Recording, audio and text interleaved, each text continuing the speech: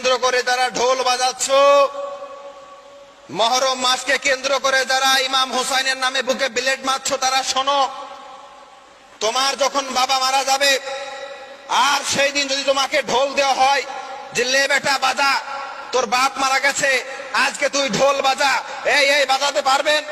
বাজাতে পারবেন বলেন? যদি বাজাতে না পারেন তাহলে ইমাম হুসাইন রাদিয়াল্লাহু তাআলা আনহুকে যখন শহীদ করা হয়েছে সেই দিনকে উপলক্ষ করে, সেই দিনকে স্মরণ করে কেন ঢোল বাজাচ্ছেন? মুসলমানের ঘরের বাচ্চা কেন ঢোল বাজাবে? এই মানা করতে পারেন না?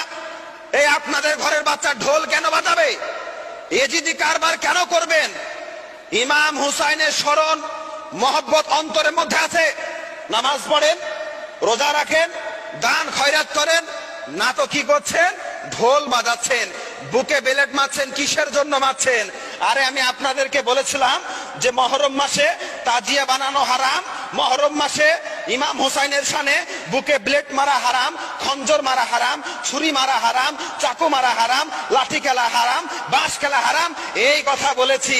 আর মানুষের মধ্যে একটা কোলাহল সৃষ্টি হয়ে গেছে, মানুষ নিয়ে আমাকে নিয়ে সমালোচনা করতে আরম্ভ করেছে। শোনেন, হারাম বলেছি, হারাম, যেটা হারাম হারাম। এ প্যারে মুসলমান, গর্দন যদি চলে যায় তারপরে বলবো হারাম হারাম হারাম।